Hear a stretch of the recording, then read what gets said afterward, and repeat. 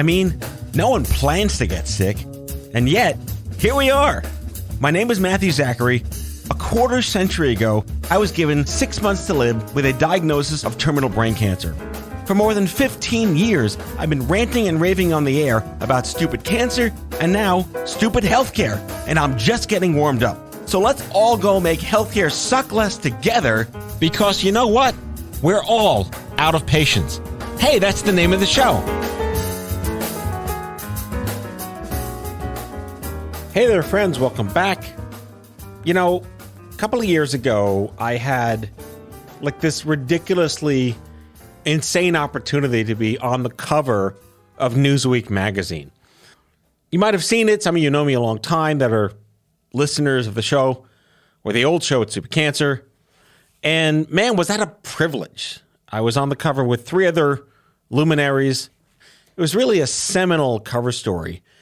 And within the magazine itself, which by the way was a special edition of Newsweek specifically on Cancer Rebels, were many articles about not just the 4 of us on the cover, but sort of the systemic issues facing patient advocacy today, research, access, the usual suspects. One of the journalists that did the piece on me specifically was Jessica Firger.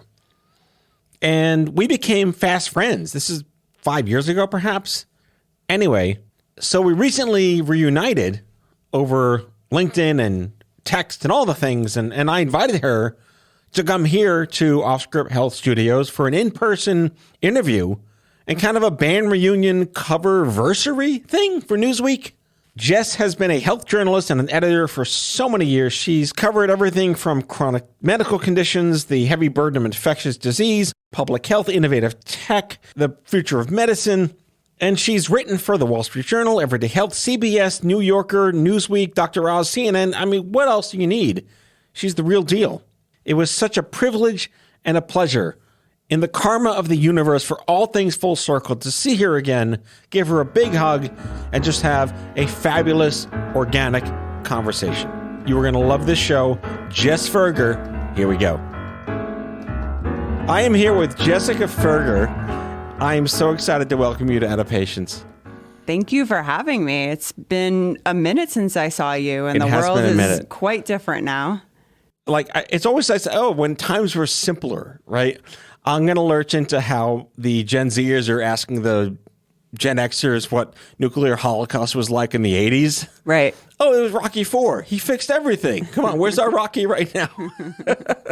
It's really funny. Yeah. For those listening, I have to point out, many of you may know that I was once on a cover of Newsweek magazine, something I've been pulling forward as long as I can squeeze every time out of it I can.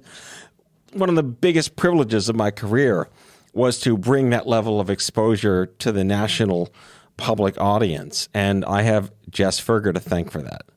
You're very welcome. I think about that work weekly, easily. I was actually telling... Newsweekly or just weekly?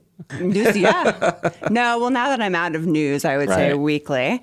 I was telling some colleagues at Union Square and Company, book publishing where I work now, about the issue and how it was definitely one of those benchmarks of my career to have the opportunity to identify what one of the most important things that was going on in healthcare at the time and medicine. It was wide open, do a special issue about cancer. And we settled on this idea of people that were breaking the mold of what cancer care should look like and who is the patient that's getting it. It's not always a 75-year-old man. And you showed up. I started doing the research and there you were. And this morphed into this concept of cancer rebels. And I think you are like the OG cancer rebel. I had someone on the show recently who asked me what my treatment was. She's an oncologist. And I told her what I had. And without too much jargon, I had something called stereotactic radiosurgery in addition to full body cranial radiation. lots of syllables there. But A, they don't do stereotactic radiosurgery, SRS, anymore. And she's like, you had that and you're alive? So apparently I'm dated to the contrary, one of the oldest surviving SRS cancer patients in the country. That's amazing. So, it was a pleasure to be alive, to work with Newsweek on this. I do want to point out that you also took on cannabis in that article, something that is clearly not nearly as controversial. Here we are 7 years later. Right. But at the time, it was quite rebellious of you guys to choose to add that to the narrative. What was behind that decision? And not only marijuana, but marijuana for children with cancer, which was even, I guess, more maybe shocking. I guess you could say shocking for the time. It's so funny that it's only 7 years ago, and you think even just how much has changed with that. What was his name? Landon. He had been featured in a documentary for that Sanjay Gupta did on marijuana and legalizing marijuana, and he had, I believe. Did he have? I think he had leukemia, or he had a. We'll fact check after the fact. Yeah. Okay. Google it, people. And his, he just couldn't get the right treatment, and his mom fought for it and would just cross state lines to get it for him. And there were arrests, and her kid was taken away, and just all of the stuff. And Amazing they just story. she and her son became activists. And I wrote that piece, and I think I even spoke to him for it. And it's pretty amazing. This is just like a mother who's desperate to keep her son alive and keep him well. And, we also took on intimacy and sex, which was a huge, big deal. Well, you had my colleague Tamika Felder on the cover with us, which was many, many things, the least of which being that she's a woman of color. Yes. And health equity is all the jargon these days, when in fact it should have been a conversation we've been having for so many years now. But to feature a black woman on the cover of Newsweek for Cancer Rebels about sex and intimacy was, again, way ahead of its time. Mm-hmm. Yeah, and I think when I thought about the cover, I felt like so much of the coverage of cancer, it's like the way the media is portraying it, it's like still very clinical, and it's like you see, kind of the way we see all the stuff, the boring stock images for vaccines. It's just like really clinical, dry images. And thank you, Getty. And exactly. All the images. Exactly. And at the end of the day, cancer is about people, and people who are trying to stay alive and stay healthy and continue to live their lives.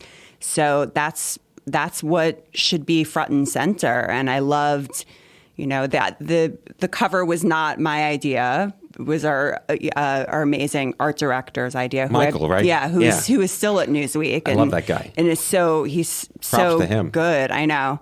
And it was like kind of, I feel like it was still sort of a radical idea to do what we did. So yeah, good on us. No, good on you for sure. It also speaks to, the documentary that we produced last year, The Cancer Mavericks, on what it was even like to even say the word in the 1960s and the 1970s. It's just amazing to think that even like 35 years ago in 1986, an organization was founded called the National Coalition for Cancer Survivorship, just to get the government to recognize that we're people that need insurance and rights. And here we are today with what basically better problems to have, I suppose. Right. I mean, I think the pandemic is a good example in terms of the media's portrayal of it, where there's, as somebody who has been in news, you're like, you put together a story on maybe, I don't know, the approval of a booster, the vaccine booster for a certain age group of children. And so the last thing you have to do, you need to get the story up. The thing you have to do is find a photo to slap on the article. And they become, it's a very weird thing, because all of these news photos, they become kind of like stock photos. Yeah. And when I was at CNN, sometimes I would make sure go through our feed and make sure, because sometimes we would have just like the same photo Right. for like same the thing. last 5 articles. And then you would like click on like USA Today's website and they have the exact same Yeah. photos. And I think pictures speak louder than words. And I would say that's like one of the things that maybe makes people start to pay attention. They kind of shut down. They're like, well, this is just, I saw this already, you know? Well, does that speak to a change in the dogma of photojournalism? Oh, for sure. Well, I mean, most online sites are using wire services or Right. using... Because it's cheaper and easier. Right. Yeah. It's very rare that you have outlets that have their own photographer. I mean, the New York Times does. Right. They still will pick up like a photo from Getty or something, but they're using their own photographers. Does Getty get paid for mentioning their name? Because I don't want to incur too much cost. They'll come after you saying the word Getty. No, I'm talking about the gas station, not you guys in L.A. I promise, for sure. So, looking at your incredibly storied career, you are insanely prolific. I did my diligence and went back. The list is endless. Who you've written for, who you've worked for. I mean, just as if you don't need more credibility. MSN, BBC, Fox and Friends, NPR, Dr. Oz, CBS, Everyday Health, Wall Street Journal, New Yorker, Newsweek. Like, what else? Who haven't you written for? It's amazing. Thank you. One of my favorite articles you wrote, and this is just a total throwaway right now, is your investigative report into what the hell's in our chocolate during Halloween. Do you remember that piece? Yes. Because my kids Halloween, and like every time we go to it was whatever pre-pandemic Halloween where they just dump crap in your pumpkin or whatever. Yeah. So they put like Hershey's chocolate. Like, what the hell is? Oh, it's the Jewish Israeli kosher version of Hershey's. Like, no. But I love that you are of this very almost like old school doesn't do it justice, but like you really want to get into what this actually is. And you said before, like the humanizing of healthcare, of people, right? The sanitization of everything that comes through the agencies or the news wires. How have you seen that in any way? I mean, I hate to think that the Newsweek cover was the only thing that demonstrated that you can get great things done and make real impact by doing something that is just so obvious. Yeah. Well, I think the hard thing as you know, I've now left journalism. I'm Gesundheit, by the way. Yeah. And I'm sleeping better now. Yes, I can imagine. I think, and so now for, all of our listeners, I'm working in the book publishing industry. So I'm back in print. I'm editing books on health and wellness for Union Square and Company. But I think health journalism has been consumed by the pandemic, understandably. And my feeling just kind of coming off, like hot off the heels from it, is that it's a relentless, maybe the pandemic is slowing down, but I can guarantee that every health desk and every newsroom they're just like waiting for the next surge, Well, like, what's the scanxiety version of just waiting for the next? I mean, have we run out of Greek letters yet? I have no idea. Yeah. No, I know. Well, I mean, a couple of things. I mean, the first thing is that this virus has become endemic, and it's definitely been, a situation for colleagues who are at other places that have also been involved in coverage that this happens a lot with coverage of the Trump administration. It's not sustainable to stay in this breaking news. Yeah, everything's breaking. Yeah. We said things aren't breaking news. Exactly. I follow so many feeds with like good news and happy news. Yes. What is the unbreaking news social media platform that I can subscribe to today? Exactly. I have at this point forgotten the question you asked. Oh, me too. Me too. So I'm 26 years out of cancer, and I don't have an excuse. No, but I'm turning 48, and I guess maybe the delta between the aging and the late effects cancel out any excuse I could ever have again. Yeah. So I'm right there with you. Yeah. No, I hear you. Well, I had long COVID, so. And had quite a hard time neurologically. Well, I was reading, you wrote a piece, you had mild COVID, but mild COVID isn't mild. That was the editor's doing. See? Yeah. Stupid editor, come on, do your job. I got sick. I was like, a pioneer. I was sick by like the end of March, 2020. So Oh, wait. I want to get to that. Yeah. But after the break. Okay.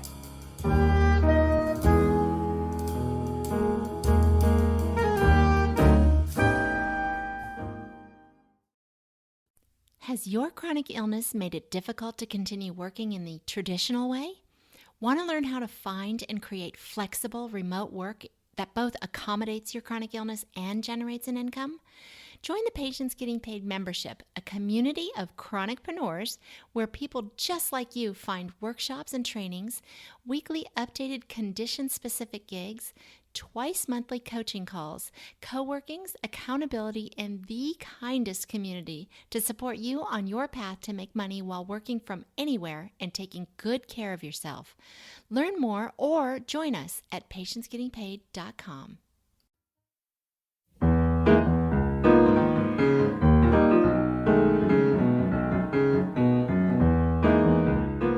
I had COVID Classic as well, which is what I'm calling it. It's COVID Classic. Because before we knew what it was, we had it, and we're like, what the hell was that? What? So how were you drafted into the COVID Classic Club? So this is like so my boyfriend, Matt, and we play, not you. Yeah, we should clarify that. I'm happily married, and my wife is named Jess. But you're Jess and dating a Matt. Good for you. We play this game sometimes. We're like, because I got it and then he was sick like 24 hours later. And so we suspect that we got it while waiting online at the pharmacy at Target because I had to pick up a prescription medication, and this woman, and it was like before anybody we started wearing masks like the CDC told us to like mid-April. Well, here's the thing. We are taping this today on March 11th. I know. Which is exactly the 2-year anniversary of the lockdown in New York City. Yeah. This show's going to air clearly after March 11th, but here we are on the 2-year anniversary of the lockdown. Crazy. And you're at Target in front of like a snot-sniffling human being or something? Yeah, and we kept moving up to get away from her, and she kept getting closer and closer. And both of us were like, I needed a drink by the time we left, and because it felt, just so like apocalyptic in New York City. Then the line was just forever, and the place was like crowded, and it looked like the shelves had been looted. I mean, it was like a Target in Brooklyn, so that's kind of just what it looks like. And and then I would say 5 or 6 days later, I just felt like total garbage and I'll back up and say, so first of all, I have epilepsy, and I've had epilepsy since I was 8 years old, and it's been really under very good control. I hadn't, up until I got COVID, I hadn't had a seizure in like, oh my God, over 10 years. Right. And the day before I started to develop symptoms of the virus, I was like just sitting, and I started to feel like I was having a seizure, but it had been like I get like partial seizures, so I don't lose consciousness. May I say seizurettes? Exactly. Okay. And it had been so long since I had one that I had to, it didn't occur to me until after, when I had I walked around the rest of the day with like a massive headache, like somebody had hit me on my head. And I went into the grocery store, and I went in there. I knew I needed half and half and something else. And I got there, and I'm like, what the fuck did I come here for? And I had to stand, and I looked around and oh yeah, that's what I need. But that was your pre-symptom. That was my pre-symptom, yeah. So immediately, and then the next day I got like all of the textbook symptoms. I had a lot of chest inflammation. Like it took a long time to recover from that. Did you have like a fever? I did. I had a fever. It was relatively high. My fever was 101 for 2 days. That seems around what I had too. But yeah, and then, and I slowly got better, but I started to notice, as we now hear so many people talking, I was having a lot of brain fog.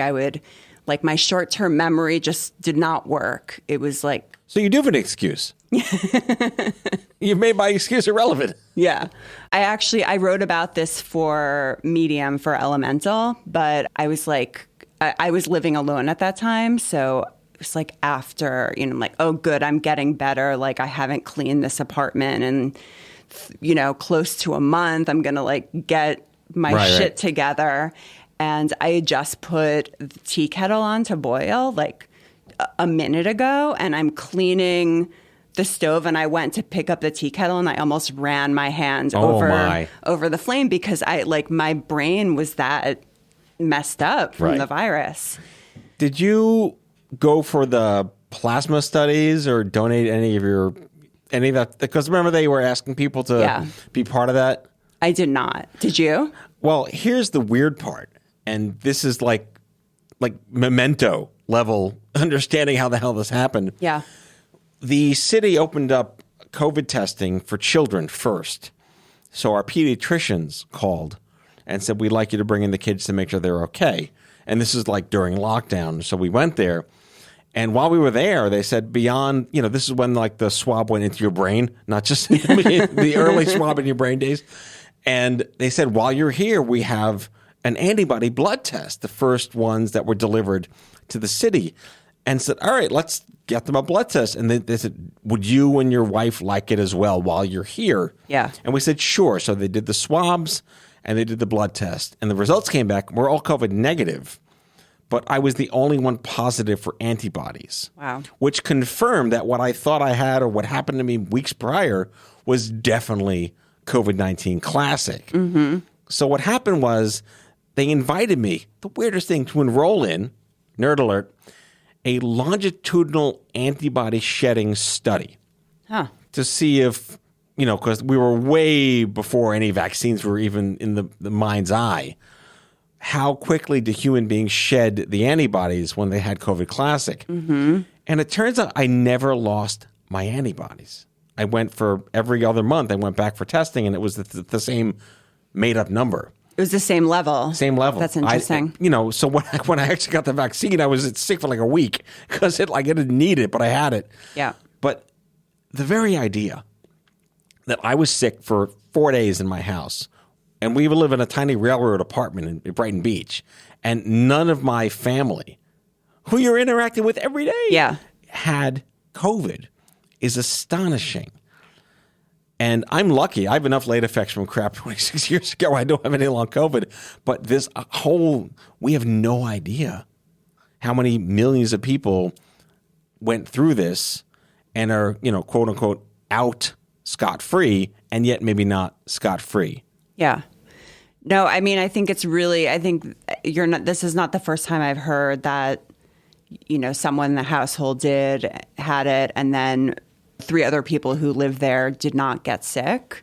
I think scientifically I'm reading about this. It just shows that the virus is really complex, and certain people are more vulnerable than others, and that there's not, it's not surprising to me that the messaging and our understanding is changing every day because the virus is changing every day. Well, again, it's viruses have been around since evolution itself. Yeah. Their job is to not think, but do. Yeah. Did your family take good care of you when you were sick? No.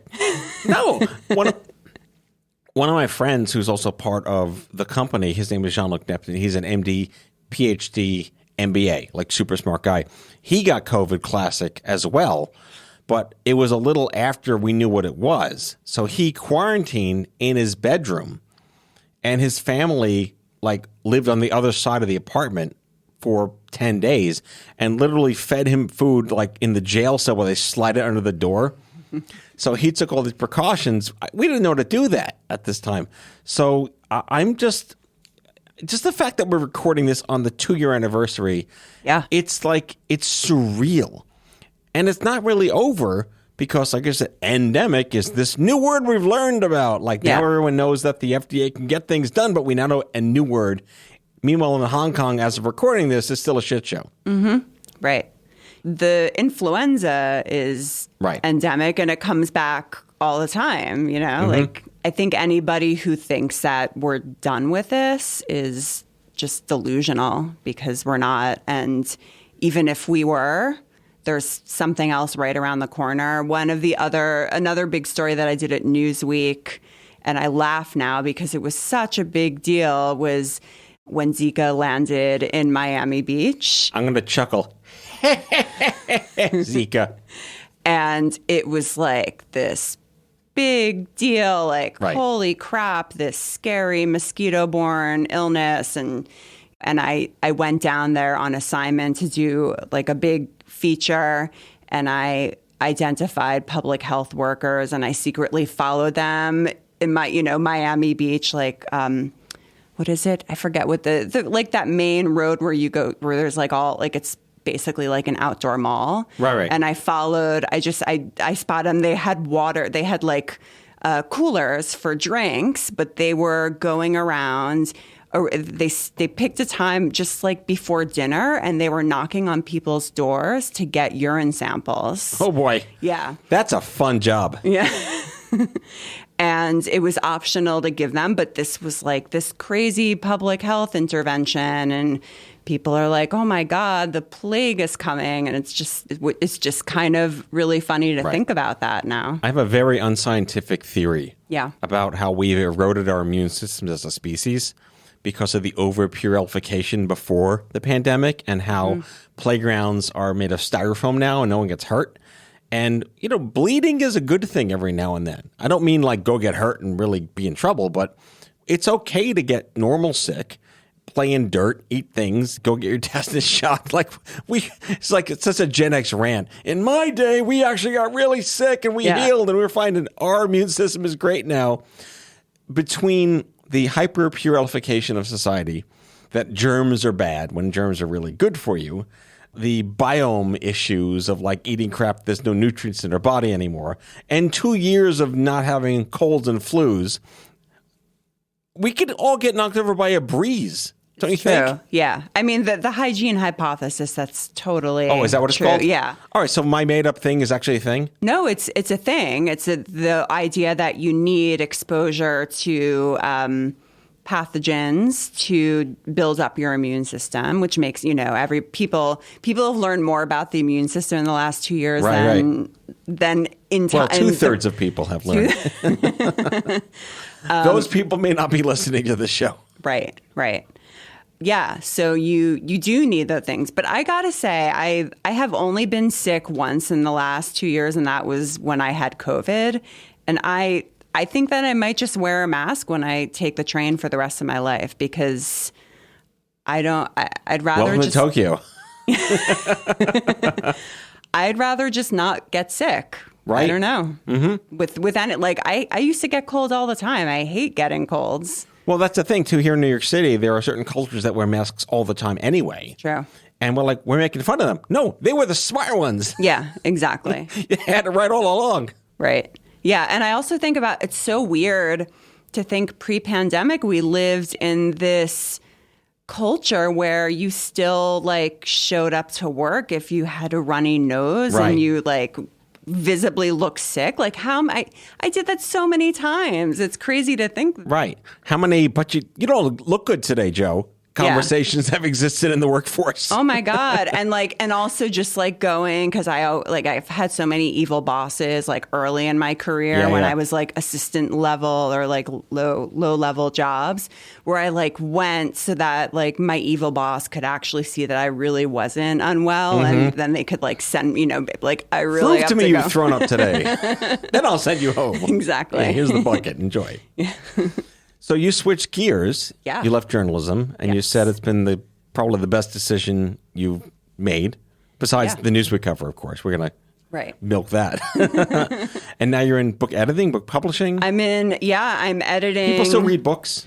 They do. I have to ask the question. They do. And in fact, they're reading more books than they were pre-pandemic. Like, the industry is doing well. People are picking up books. I mean, who knows what's going to happen now that summer is coming. I mean, summer, people read books during the summer, but now that all the restrictions are coming down, but people were looking for ways to entertain themselves and escape. And well, podcasts, I hear, are all the rage. Yeah. Wink, wink, nudge, nudge, fifth wall. Here. No, it's true. I think so. But I think that for me professionally, I started to feel, well, first of all, I really miss print, and I miss...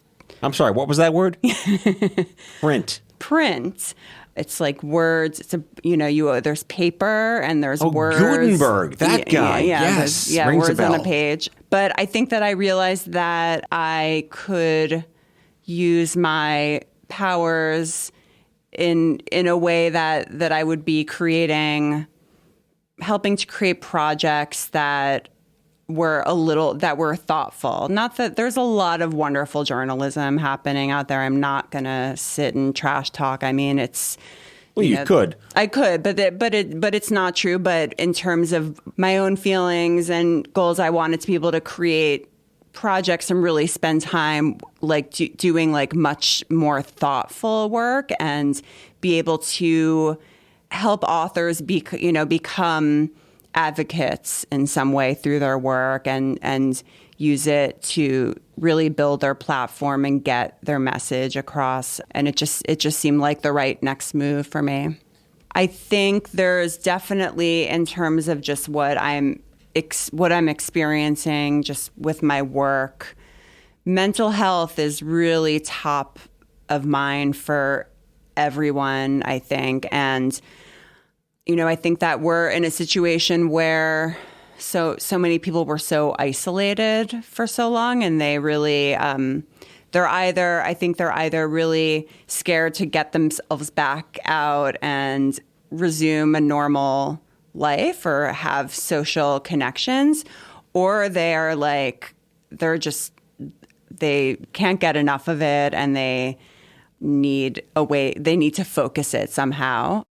Well, I can't understate this to the listeners. There have been very few seminal moments in my ridiculously crazy career and life that I could point to that really did kind of put nitrous oxide in the tank, so to speak. And being profiled on the cover of Newsweek with my peers was definitely on the Mount Rushmore of my life. And I thank you so much for your, honestly, bravery in working with the Newsweek team to bring that thing to life, make a massive social statement, and the boat wake of that endures. That's why I do this, and I would say the same. It was one of my greatest, most memorable moments in my career to make that happen. Jessica Firger staring you in the face live here in studio, senior editor of health and wellness books at Union Square and Company, jessicafirger.com, and on Twitter at Jess Firger, F-I-R-G-E-R. It is such a joy to see you in person, and I can't thank you enough for coming on the show. Thank you for having me. That's all for now. If you like the show, be sure to subscribe, leave a review on Apple Podcasts, follow us on social, and tell all your friends to listen. Tell us what you'd like Matthew to cover in his next episode by leaving a message for us at 855-AUDIO-66, and we might just use it in a future show. Out of Patients is a product of OffScrip Health. We are a healthcare engagement company built for patients and caregivers by patients and caregivers. Our executive producers are Matthew Zachary and Andrew McDowell. Our senior producer is Betsy Shepard. Our host is Matthew Zachary. It is recorded, mixed, and edited by Betsy Shepard. For advertising and media inquiries, email media@offscrip.com. That's media@offscrip.com. For more information, visit offscrip.com.